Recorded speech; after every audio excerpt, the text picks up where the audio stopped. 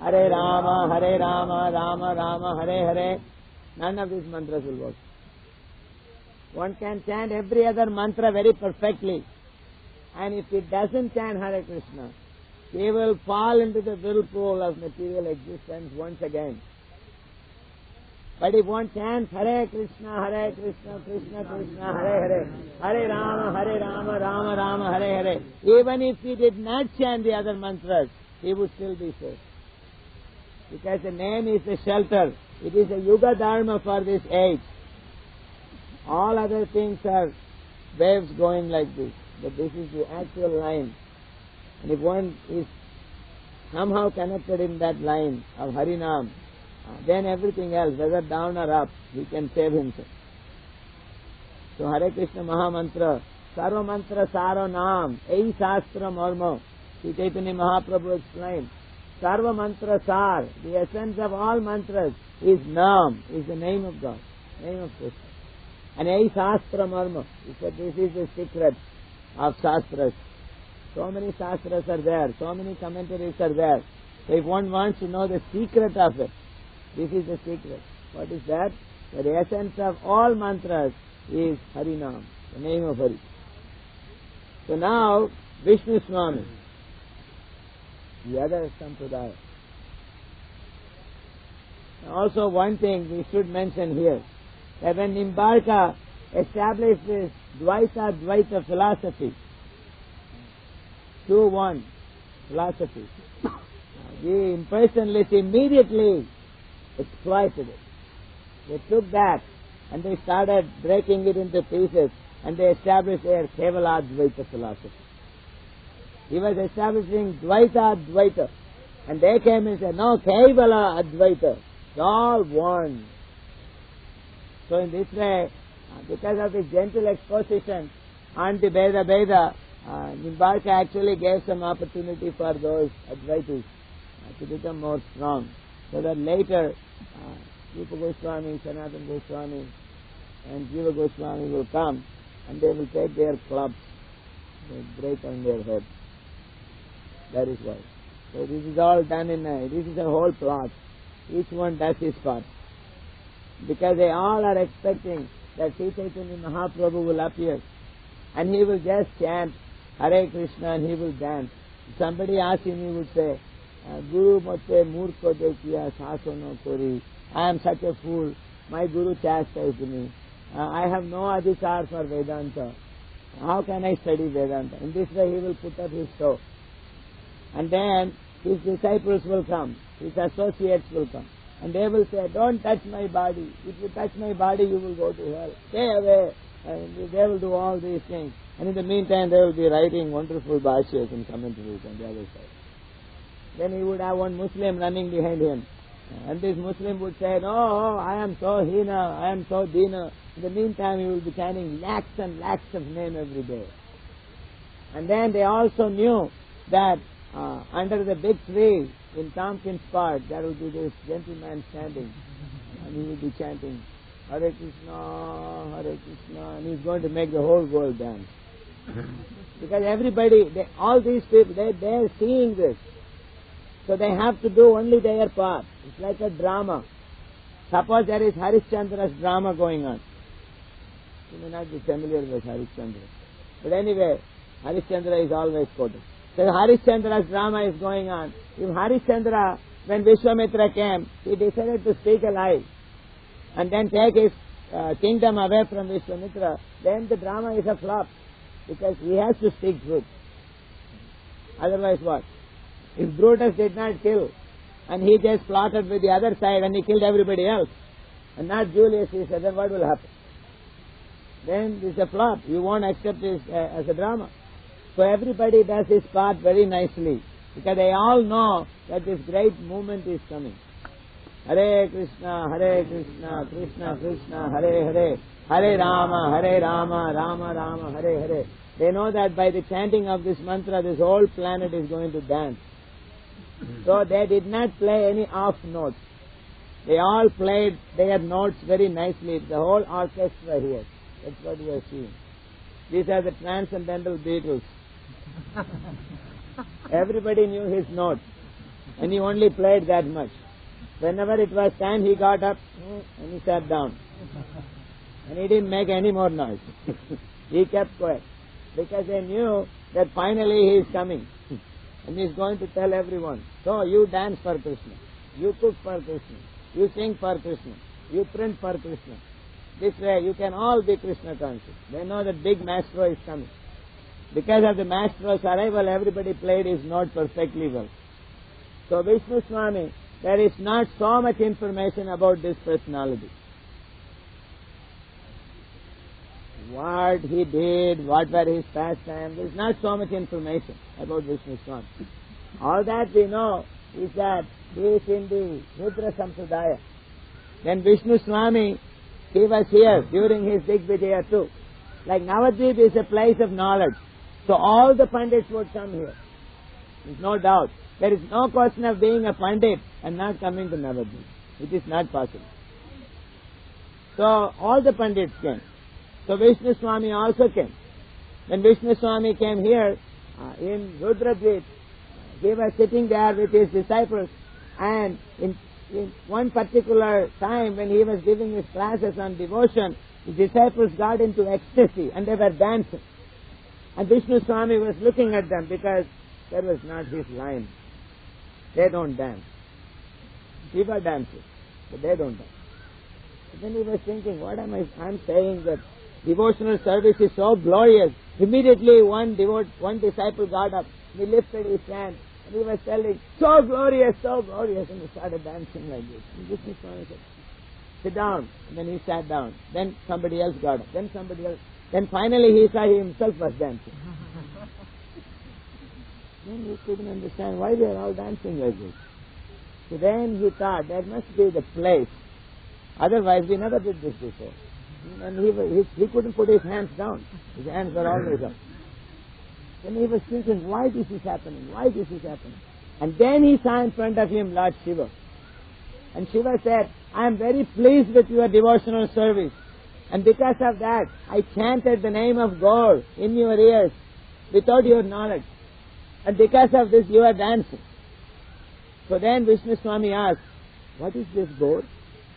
Then he said, you sit here and you keep chanting this, then you will know. And he was chanting, God, God, God, God, God, God, God, God, God. And then he was dancing more. Tears were coming on his eyes. And his disciples now, they were looking at him. They were thinking, why is he dancing? And why is he crying? And he had never seen him rolling on the floor either. He was big, stout, big personality, always speaking something in Sanskrit with full logic.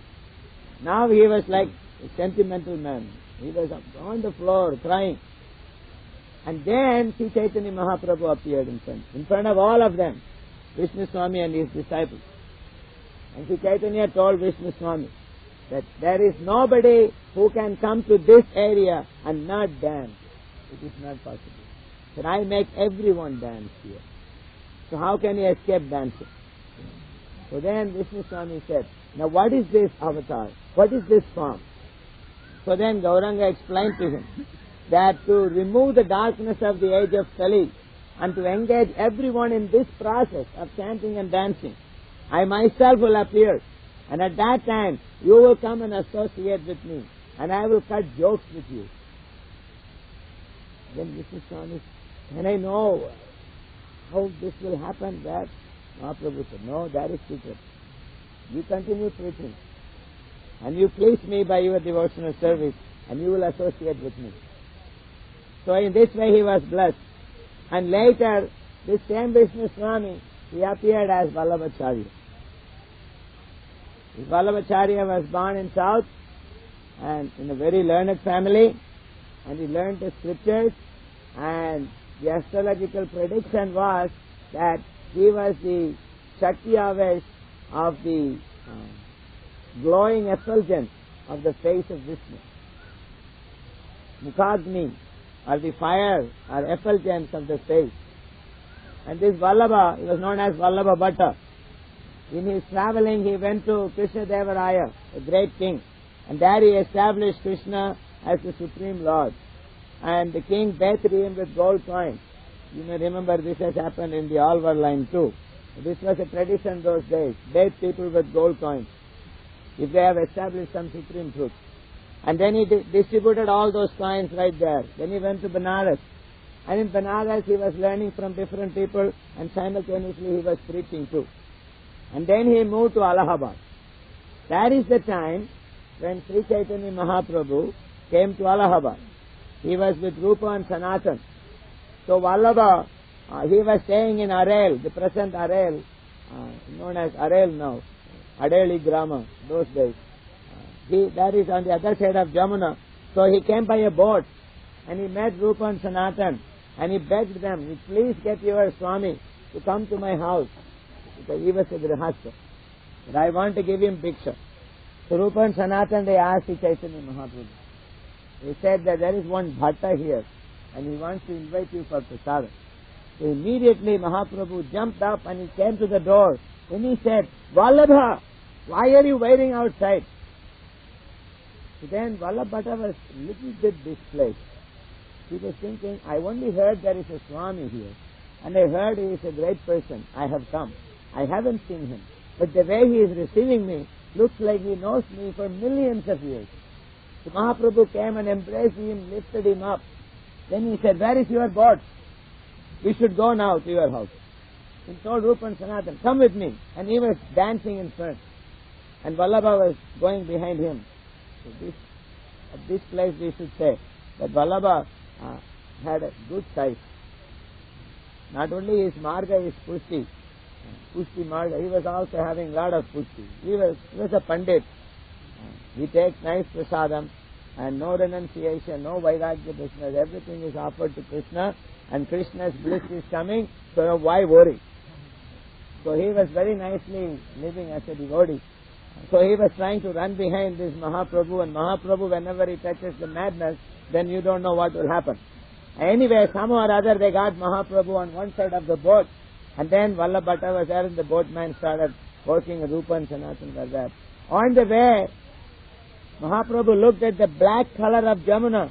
Immediately lifted his hands and he said, Krishna, Krishna. And he started jumping up and down in the boat.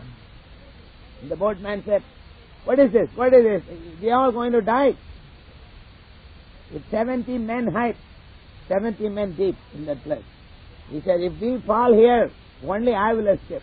I don't think you sadhus will escape. So then, Rupa and Sanatan, they were trying to catch Mahaprabhu. Who can catch Mahaprabhu? He was just dancing in great ecstasy. And water is slowly coming inside the boat. And then Vallabhacharya and Sanatan, they are throwing water out. They are trying to save the situation. And finally, Mahaprabhu fainted. So then Vallabhacharya took his head on his lap, and he was fanning him. And they arrived in Vallabhacharya's house. And then they sat looking at each other. And then Mahaprabhu said, you say something about Krishna. I want to hear from you. Then Vallabhacharya explained about the beauty of Krishna.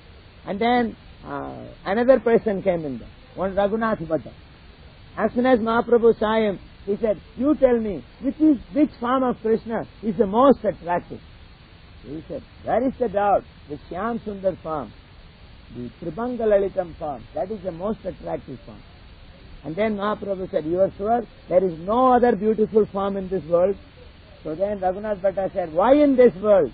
Anywhere in any world there is no form as beautiful as Shyamasundara. Then Mahaprabhu said, you have saved my life. I was thinking, is there anybody else?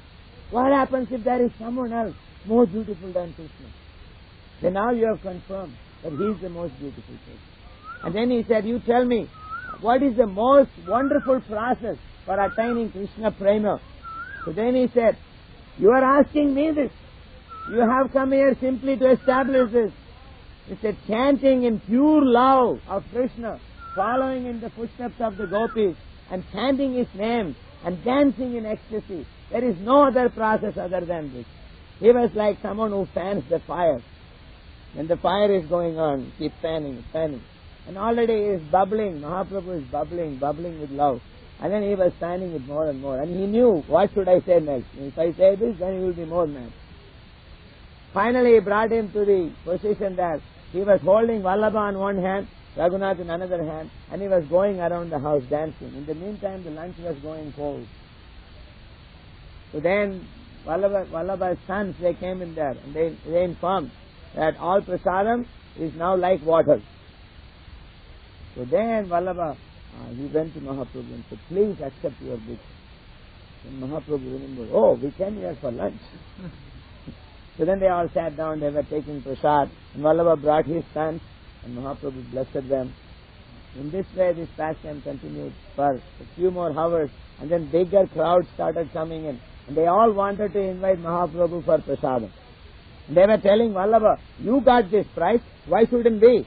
And you may be scholar, we may not be scholars, but he is not into scholarship anyway, he is always dancing, so why shouldn't he come to our house? And Vallabha said, I don't know anything, I brought him from the other side of the river, I will take him back and leave him there. If you want to make appointments, you go over there. Then quickly he collected Mahaprabhu somehow or other and put him on the boat. And he went to the other side. And then he left him there. And then he touched his feet and he said, I would like to have your association again. So Mahaprabhu said, I will meet you in Puri. Later in Puri, when the devotees from Bengal, they have all come. At that time Vallabhacharya came. And he saw all these devotees there and he said, I know Sri Chaitanya Mahaprabhu from long back. Please take me to him. So they brought him in front of Chaitanya. So when Sri Chaitanya saw him, he was very happy. He said, oh Vallabhacharya, you have come. What news? So Vallabhacharya said, I have written a commentary on Srimad Bhagavatam. I want you to hear that. So then he said, so how do you deem the commentary of Sridhara Swami? In what way your commentary is different? So Vallabhacharya said, well, I have rejected Sridhara Swami's commentary. And I have written this is a new scope, another angle. So then Mahaprabhu said, what? You have rejected Swami. If somebody rejects Swami, then she is called a prostitute. Swami means husband. So if a woman rejects her husband, then she is considered as prostitute. So that is what Mahaprabhu said. Then Vallabhacharya became very unhappy. So then because Mahaprabhu said this, other devotees also, they were like, they didn't no attention for him. So he left from there. Then he made a plan, but I will come here every day. So he went to Gadadhar Pandit. And then he fell at his feet and he said, please give me shelter. In Mahaprabhu's place I am rejected. Then Gadadhar Pandit was thinking, Mahaprabhu rejected him, so am I supposed to take him? And he didn't want to take him. But then he said, I just stay here in one corner of this place and then I just read my book. I won't give you any trouble. Sometime I may ask you some questions, that's all. Why don't you keep me here? And he said, Mahaprabhu's philosophy is that you cannot reject anybody. So then Gadadhar was, all right, listen. And he was saying. And next day he goes with his book. And then he starts talking with Nityananda Prabhu. He starts talking with Vallabhacharya. And he was like a glowworm in front of sun planet. And there were so many suns there. Vallabhacharya is shining on one side, Nityananda Prabhu, Swarup Damodar. These are big effulgent persons. And he was like a small, that bug that comes in the night with a little tube light in the back. And he was going around and he was trying to say so many things, but no one was. He was saying so many wonderful things. They were all very nice statements, but it was not marketed there. It was a different market. So then he was very displeased. He didn't know what to do. Nobody is encouraging him. He would go from devotee to devotee. He will always see, oh, this one, he would listen to me. He would go there. So, in this verse in the Bhagavatam, and then they told, why don't you go and tell Mahaprabhu these things? Because we have been taught in a different way. These are very nice, but why don't you go to him? So he came in there and then he said, Mahaprabhu, just one small thing I would like to tell. So Sri Chaitanya said, what is this? That I have written some explanations for the name of Krishna. Then Mahaprabhu said, but what is the use? I am such a foolish man. All that I know is a black boy who is sitting on the lap of Mother Yashoda and is drinking milk. And his name is Krishna. And nothing else I know, neither I want to know. And nobody else here will want to know. So why you are wasting our time? So then he got very discouraged. He went back to Gadadhar Pandit and he started telling him, what is this? Always chanting the name of Krishna. But do you understand? We are Prakriti. We are wife of Krishna. And Krishna is our husband. So how can we tell our husband's name? And too many times also not good. It is very disrespecting. So then Gadadhar Pandit told him, no, you misunderstood the whole thing. We are his Prakriti, and we are following in the footsteps of his superior Prakriti. And the superior Prakritis are gopis. They always chant his name. And not only that, we are his wife. We should follow his instruction. And the husband, if he says, you chant my name. So if a wife says, no, I am very chaste, I won't chant. What kind of chastity is that? Because Krishna always says, chant my name. So that is why we are chanting his name. Anyway, a message came from Sri Chaitanya. Call Gadadhar Pandit. Gadadhar Pandit came there. Mahaprabhu chastised him. How is it that I reject somebody and you accept him? And you sit there and listen to him and you are giving answers to his questions. Gadadhar said, no, only on your name I accepted him. Because he says, he Chaitanya never rejects anybody. And that is why I accepted him. Then again, by recommendation of few other devotees, Mahaprabhu said, call Vallabhacharya here. And Vallabhacharya came. So then he told, I simply want to knock your false pride, that's all. But your devotional conclusions are very nice. And you preach this and you make your Sampradayas. And he blessed him. So Vallabhacharya carried on and he preached his Pushti Marga. And he gave Brahma Sambandha. His initiation is known as Brahma Sambandha. That means Brahman is Krishna, so to be related to Krishna is known as Brahma Sambandha. And then he gives a mantra. And then he gives deity, and they will worship the deity. In this way they will attain pure love of God. This is his line. So Krishna Swami, he met Sri Chaitanya, and then again he came here as Vallabhacharya and he took shelter of Sri Chaitanya Mahaprabhu. Now in Vishnu Swami's line, again, there are not many different points which are differing from Chaitanya's line. There are only 2 points mainly. Jiva is covered by avidya, covered by ignorance. This much Vishnu Swami mentioned. And that is why he is in the material world. Sri Chaitanya Mahaprabhu explained, due to forgetfulness of the relationship with Krishna, then the living entity, Jiva, he gets covered by ignorance. He made it more clear in that respect. Then Jivas are constitutional parts. It simply mentioned that parts of the Supreme Brahman Krishna in Vishnu Swami's commentary. Whereas Sri Chaitanya Mahaprabhu made it more clear by saying, Jivara Swarupa Hoy, Krishna Nitya Das, constitutionally servants of Krishna. So these are the 2 main points. So now, from these 2 lines, Sri Chaitanya Mahaprabhu took 2 points each. They are,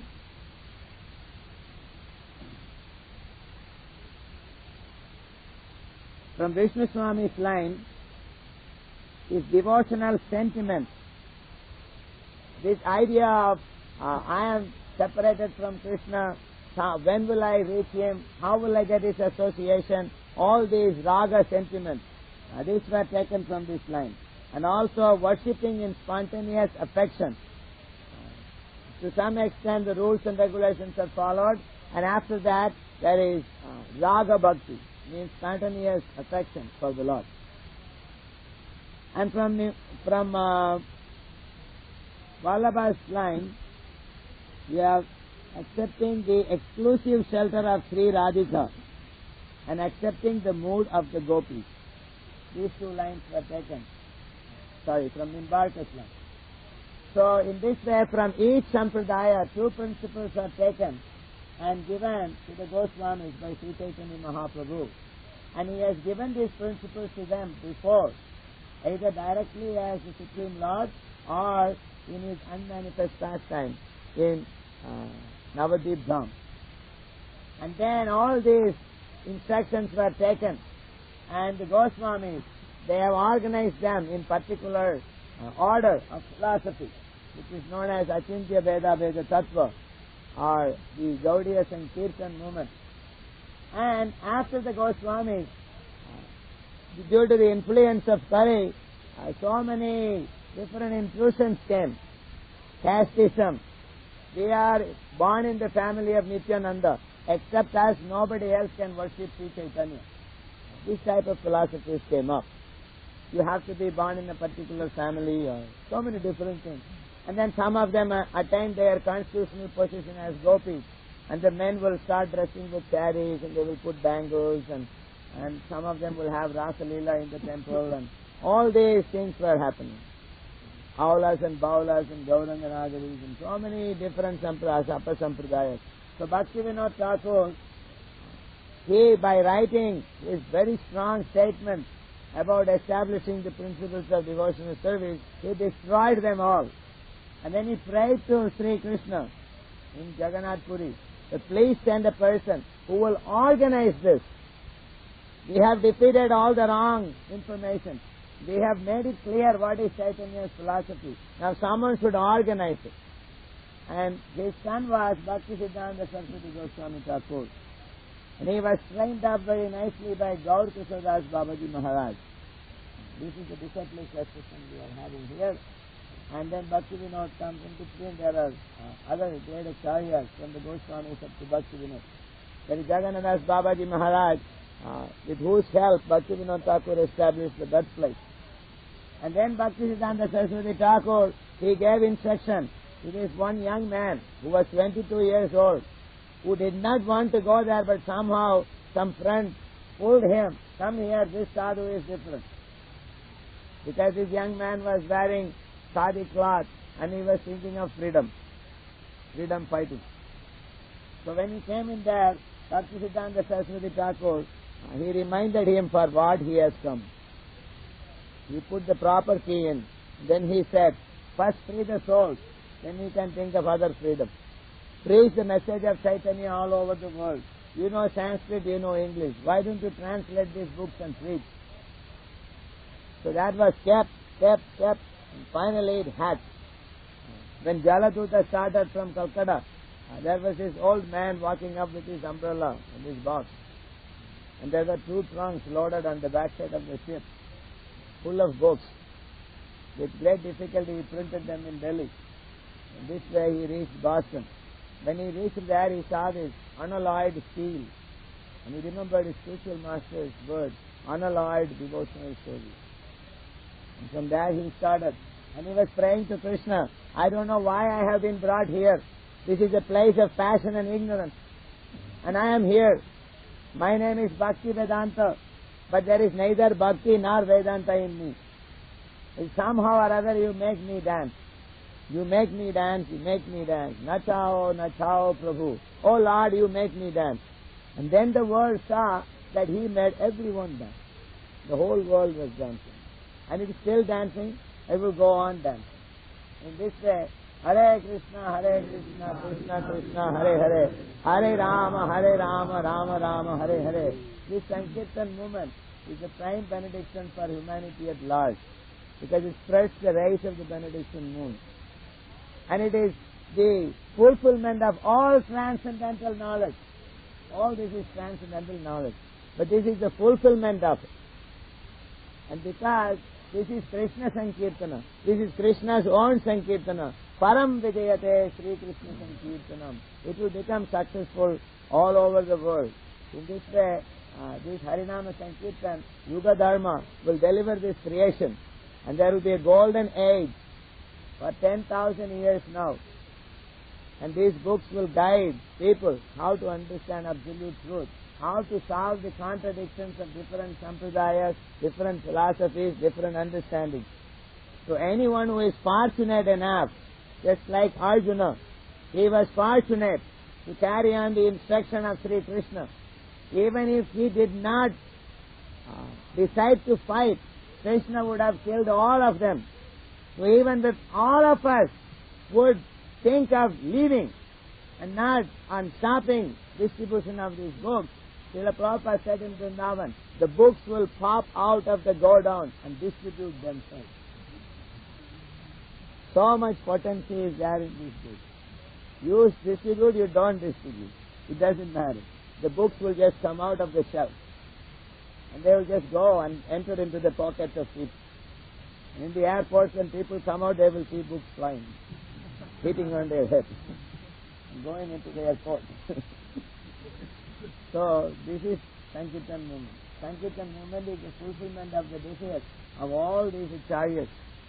By chanting Hare Krishna in the streets of different cities, towns and villages, we are pleasing Ramanujacharya, we are pleasing Nimbarkacharya, Madhvacharya, Vishnu Swami, we are pleasing Narada Muni.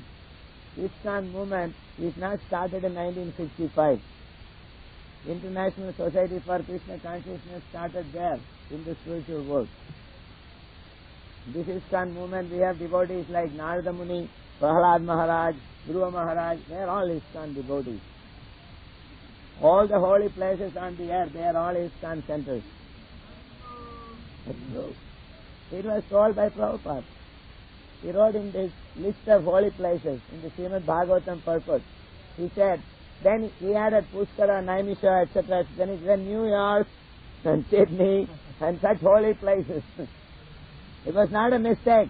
Somebody referred it to him and said, is this a mistake? He said, no, these are all holy places. So these are all ISKCON centers. ISKCON has got much wider form, much wider roof than one can just think about. It is not some kind of a cult, some kind of a society which was started by some frustrated Bengali gentleman. No, that is the other mission. This is the Murga mission. This mission is different. That was some Murka Pujari followed by a blind intellectual. So that is a different mission. Hare Krishna mission is the actual body of the spiritual understanding which is stemming from Sri Krishna. This is the actual river in which one must take bath if he has to purify his material existence and go back home, back to Godhead. So this is the conclusion of our fourth Sampradaya class, and tomorrow we will discuss purely the philosophical aspects of the Sampradayas and also the 6 different schools of thought. That will be after 10:30, at 10:30, and anyone who is interested, you are welcome to come. And then after that, if anyone is staying back after the festival, then we will have question answer session on this subject matter. If anyone is staying back, then we could do that. Hare Krishna.